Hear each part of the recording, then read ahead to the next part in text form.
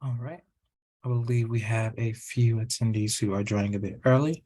We will be getting started shortly. The webinar is scheduled to begin at 11 a.m. So I will mute as we go ahead and get this live on Facebook as well. But please, if any questions come in, please feel free to ask them in the Q&A section. I will be doing my best to make sure that all questions are answered.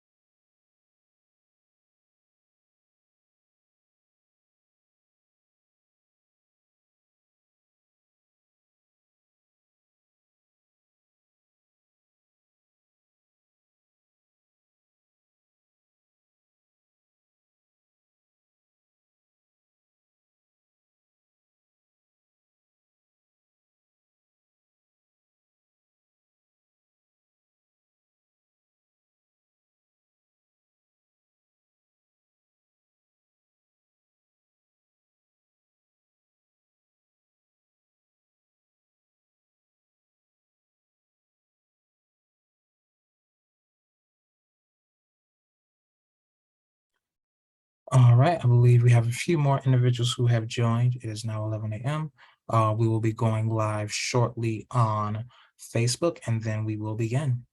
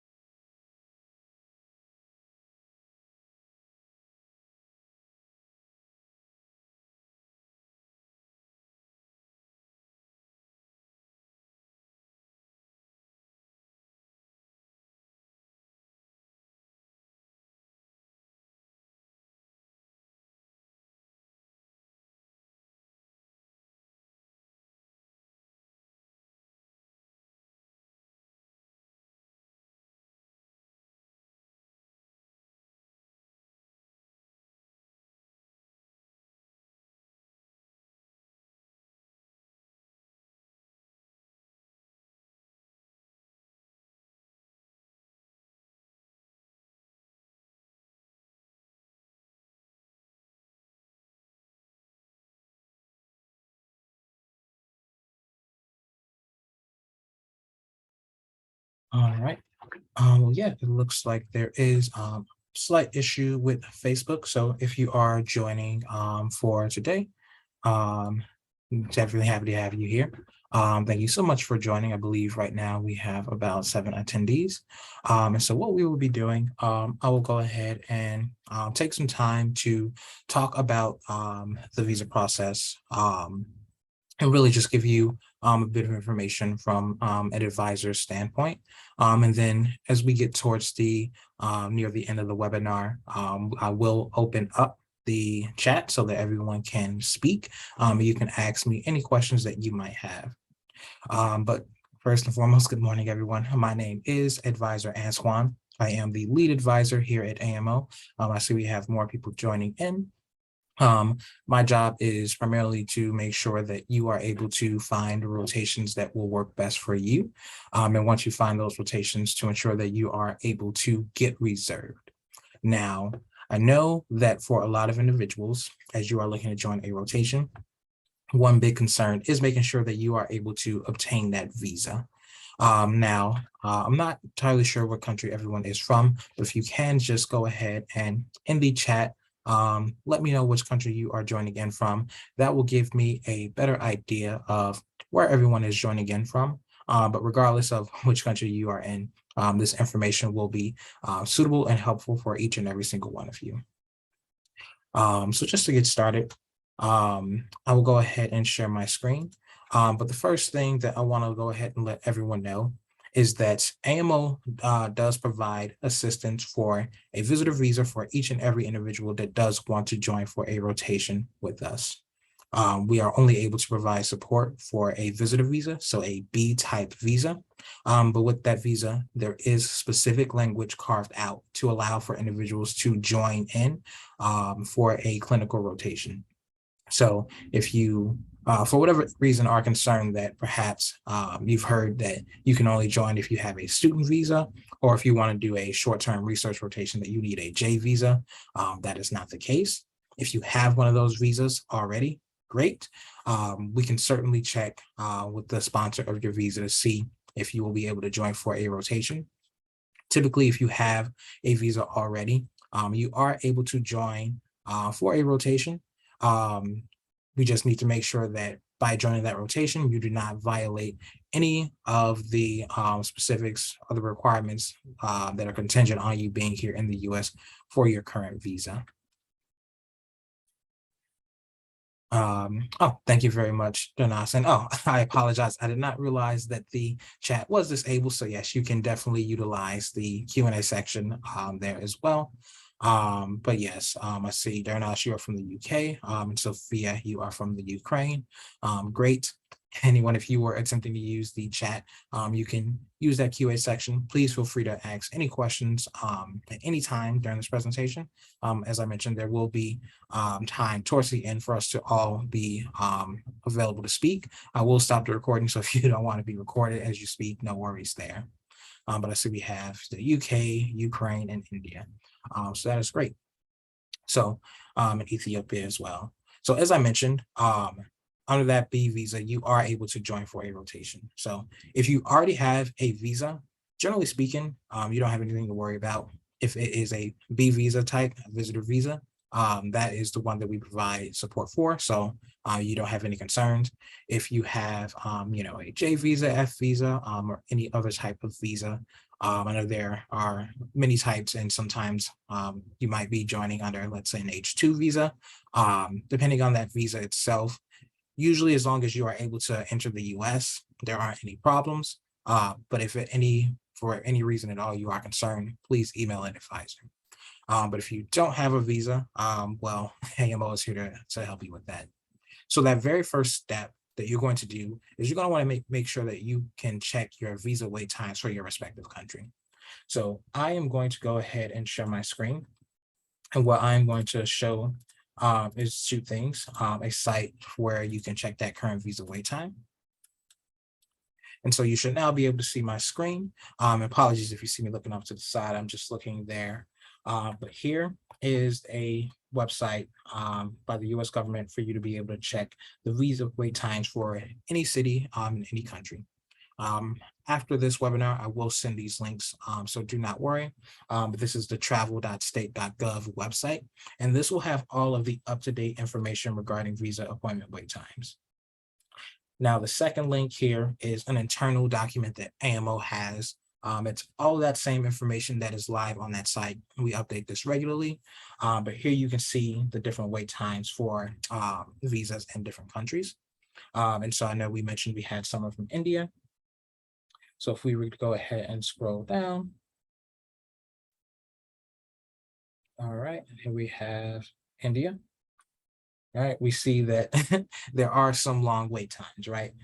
800 plus days, that is not what people want to see, but no worries about that. If you check to see your visa wait time, if you have a wait time under 120 days, typically that is going to give you more than enough time to apply for that rotation and obtain that visa without maybe needing additional assistance. If you see a number, such as 800 plus days or 900 days, or even if it says temporarily closed, AMO will still be able to assist you. What happens in those cases that the visa wait time is extremely long, or the embassy is closed, we have a few options. If the embassy is open, AMO can assist you with expediting that visa appointment. Now, this is something that we have seen some success for before. It's something that we offer as a solution. Generally speaking, if you want to book for 2023, we are offering to assist with expediting those visas. We do have a legal team where that individual focuses primarily on immigration law. So you're not getting, you're not just getting some advice from based on what we think will work. It is an immigration attorney who is ensuring that we are able to do our best to get you the highest chance of getting that visa date expedited. For the same ones who allow us to generate that visa invitation letter and provide you with that support. It is entirely up to the embassy whether or not they will approve it. But we have seen a lot of success with that. And because of that success, we do feel confident with offering that as a service. If you book a rotation, you see that wait time is long, no worries. We will offer that. You don't have to pay any additional thing for that. All of the services regarding visa, regarding ensuring that you are able to attend on time is free. It is included. We want you to attend. So we will make sure that we can do everything that we can to ensure that you are able to join for a rotation. Now, in the event that, let's say, the embassy is closed or you don't want to maybe go through that expedition route, an alternative method you have is to take a look at some other countries and see if there is a shorter visa wait time anywhere else. So if you were to maybe take a look at some different countries as we scroll down, let's say the United Arab Emirates, I think that is 365 days. But here we see in the UK and London, it is 69 days. So if you're in India, if you know that you've got a trip, maybe planned to go to the UK, and you see that that visa wait time is 69 days, you can apply for a visa interview date at that embassy. It will be a third party embassy interview date that counts as a visa interview. You don't have to worry about any concerns about why perhaps you are coming to this embassy in another country as opposed to your own. Individuals understand that the visa wait times are very long, and you are coming for your medical career. It's something that is very easily explainable and very easily understood. And so it won't be an issue if that is an option that works for you. Obviously, the downside is you do have to maybe do a bit of additional traveling. But if that is an option that works for you, it is something that we definitely encourage. And like I mentioned before, if that doesn't work for you, we can assist you with expediting that appointment directly. Now, I know we do have someone from the UK. And this may not apply to everyone, but if you are from a country that is part of the visa waiver program, then you actually don't have to apply directly for a visa. So individuals who are a part of the countries on the visa waiver program on this list, you are eligible to apply through something called the ESTA. It is the Electronic System for Travel Authorization. And through the ESTA, you will be able to directly bypass that visa appointment process, and you will be able to get that response generated typically within, I think, 2 to 3 days. It's entirely electronic, it's entirely automated. And once you go through that, if you are approved, then you essentially will have, the equivalent to a visa for a period of 2 years. Now, this entire list here, this is that entire list of those countries. So I know we have someone from the UK. The UK is a part of that. So I know you see that it has 69 days for the visa wait time. However, since you are a citizen of the UK, what happens is you can apply directly through the ESTA and typically get that response within 2 to 3 days. And so if you wanted to join for, let's say, a last minute December rotation, that would be possible.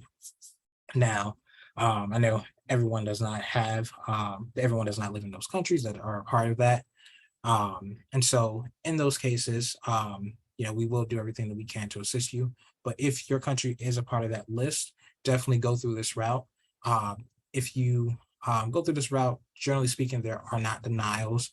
If you are denied through that ESTA process, Typically, the reason might be because there's a denial on your account, or there's some flag there that means that they cannot automatically approve that. And in that case, no worries. You can still directly apply to the embassy through the manual process. So let's say, Dernaz, if you applied through the ESTA, you were denied that visa through that visa waiver program, you can still apply at the embassy, and chances are, once you're able to explain your situation and why you want to come, you will be able to get that appointment and likely obtain that visa as well. But moving back, I know someone, Jakob, you asked about Ethiopia. We can go ahead and scroll up to see that current visa wait time in Ethiopia. All right, and it looks like it is 96 days. So anything under 120 days is very good. So if you are concerned about that visa appointment date, I say you have nothing to worry about at all. Now, Sophia, I know you are from Ukraine, but you're currently in Belgium. So can you get a visa in Belgium? So when it comes to applying at a third party country, that is entirely doable, yes. Ukraine, I know, was originally on a sanctioned list in terms of countries.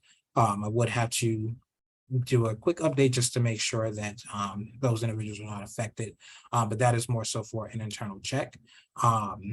Generally speaking, even individuals who live in countries that are under sanctions or previously under sanctions, typically those individuals would go to another country to go ahead and visit the embassy and apply for that visa there. I know for a lot of individuals from Ukraine, due to the conflict, a lot of them have opted to join for virtual rotations. But there have been students who have applied for in-person rotations, and typically they will apply directly for an embassy, directly for a visa at another embassy in another country. So in your case, being in Belgium, yes, it is entirely possible for you to apply for that directly. And here we see in Belgium, right there in Brussels, that visa wait time is 42 days. Jacob says, really? But here we're getting visa dates more than a year. And of course, definitely to your point, I want to let you know that this information is up to date. And so here, if we go ahead and include now, this is the information that we have is directly what is here on the travel.state.gov website. Occasionally, since we are relying on the embassies to have this information up to date, sometimes this information can be out of date. In most cases, it's not, but let's say you see that this says 96 days, but when you go to apply, you get a date that is much longer than that. As I mentioned, we still have that option to expedite the visa appointment. So I know for a lot of individuals, there are individuals who want to come in late spring or early summer. So, from March, April, May, June, it's okay if the date for your visa appointment is after the date that you want to attend for a rotation. So let's say you want to come for June of 2023, and the earliest date you can get is December of 2023. Rest assured, those visa wait times do change. So you can always ask, you can always check on a regular basis, hey, are the dates, have those dates have early appointments that are now open to us? If so, you can get that moved up. I know that there was an individual, I believe it was in Brazil, where they were just checking every month or so to get their date moved up, and that is just by themselves. That's not with the assistance of AMO. So one, that is an option if you want to join in a future date, but the visa wait time is an even further date ahead. Now, again, if that doesn't work, AMO can assist you with applying for that visa expedition process directly. What happens in that case is you will apply for the visa interview date. You will fill out the DS-160 form, which I can show in just a bit. You will go through that entire process, and once you have that date, you will then reserve your rotation with AMO.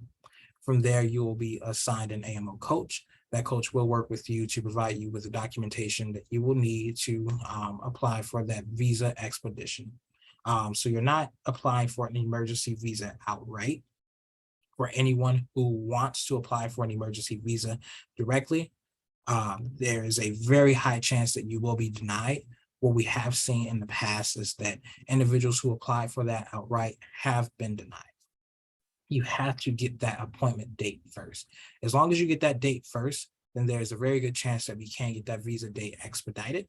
But if you apply outright for an emergency visa, there is a very strong chance that will be denied. So, that's one of the reasons why, we want to make sure that you check for that visa wait time and you speak with us first, because if you apply for that emergency appointment directly and that it's denied, then you will have to spend more time trying to ensure that you are able to get a date that is earlier at a time that works for you.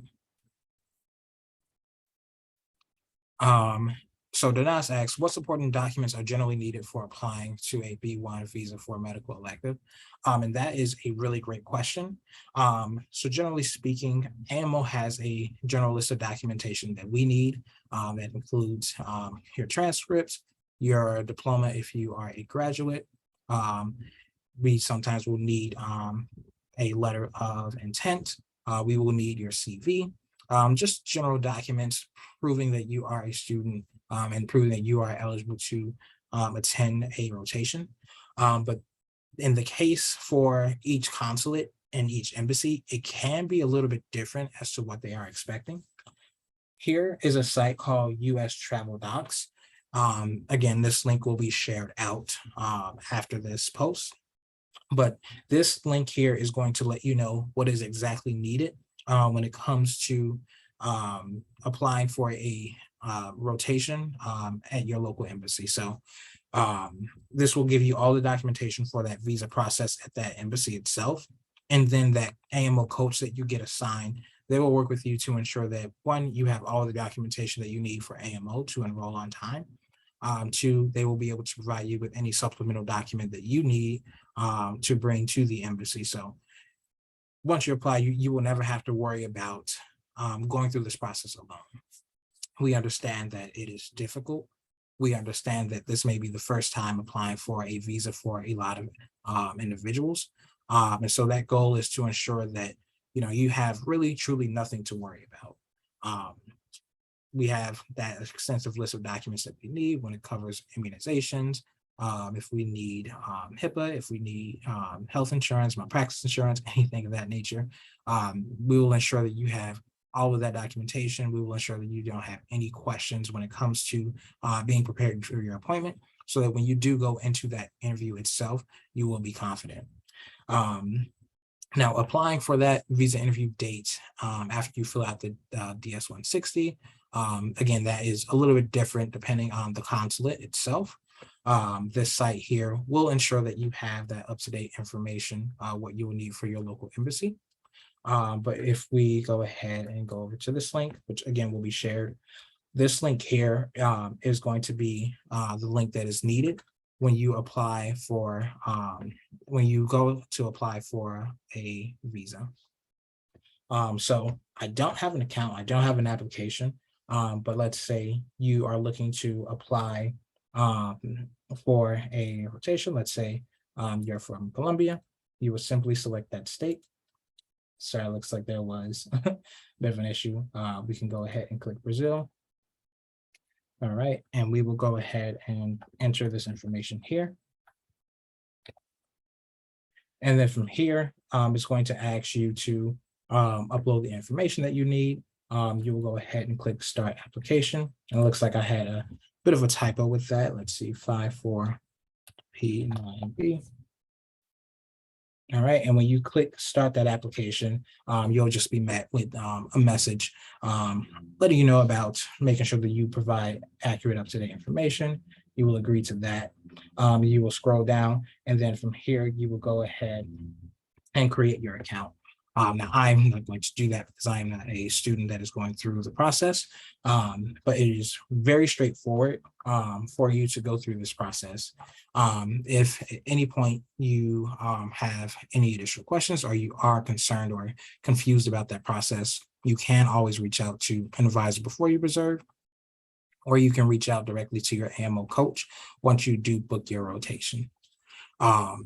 So that is going to cover a bulk of that information there. As I mentioned, AMO can only provide assistance for that visitor visa. So it's going to be a B type visa. If you already have another visa, no worries. Generally speaking, you are able to attend with that visa. But if you don't have a visa right now at all, do not apply for a student visa. Do not apply for a research visa. AMO cannot provide support for those visas. And generally speaking, since this is a short-term 4-week rotation, typically this rotation will not qualify for those visas. And Dernas asks, apologies, I did not entirely understand the purpose of the CEAC website. Of course, I apologize if I was not clear. So the consular website this is where you're going to go when you are ready to apply for your visa. This is going to be the process of filling out the DS-160 form. This is the form that is needed for you to submit your information and submit your payment so that you can apply for that visa interview date. Everyone will be able to go through this. So you'll be able to select your country.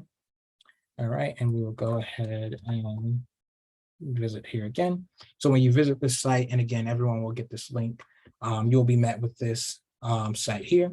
You will go ahead and select the DS-160 online non-immigrant visa application. You will select your country. So let's go ahead and say, I believe, Donash, you're from the United Kingdom. Do not see that one listed here, may have went past it, but let's go ahead and scroll. I know we had someone from Ethiopia, so we will select Ethiopia. This is just so that when you submit that application, it will go to the correct embassy. Again, Dunas in the UK, you can go through that ESTA process, which I mentioned a bit earlier, and I will show briefly, but for those who are applying directly for a visa through the embassy, this is a site that you will visit. You will select your country. You will also select the city. Typically, if there is only one, that would be the only one listed. So in the case of Ethiopia, Addis Ababa is the only one. But let's say in the case of Germany, you see Berlin, Frankfurt, and Munich. So you will always be able to select that city. But this will ensure that once you apply, it will go to the proper embassy. And this is also in the case if you wanted to apply for a third party. So I believe, Sophia, I know you're from the Ukraine, but you're in Belgium. If you wanted to go ahead, you would go here and you would apply to Belgium. And you would fill out all the information that is on your direct passport. It's going to ask for all of your current information. But this is where you will be to apply for that visa itself. So hopefully, Dinas, that was clear. And just in case we have more individuals who are part of that visa waiver program, again, these are the countries that are listed. And if you are not sure if your country is here, you can visit this link when I send that in the follow-up. But there's going to be a system for you to directly apply for that. And this is going to be similar when you land on that ESTA website. You're going to go ahead and create an individual application. It will have all the information, but it's the same thing. You are going to go through this process and fill out the information the same way you would on this page. You will fill it out here, making sure that it is true, that you agree to those terms. This typically takes less than 15 minutes, between 15 to 30 minutes, I think is that average time.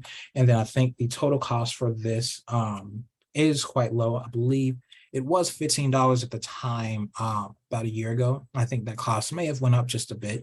I apologize for not knowing that exact one off the top of my head, but I believe it's no more than $25.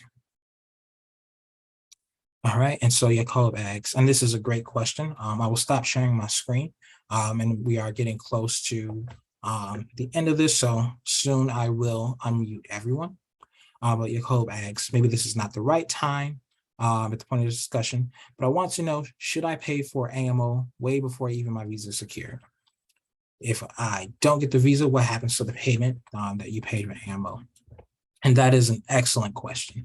So generally speaking, if you see that there is a long visa wait time, if you are confident that you want to come for a rotation, as long as you know that month or a range of months, I do recommend that you book your rotation before securing that visa. The reason is that, one, that is going to guarantee that seat for you. Those seats through AMO are on a first come, first served basis.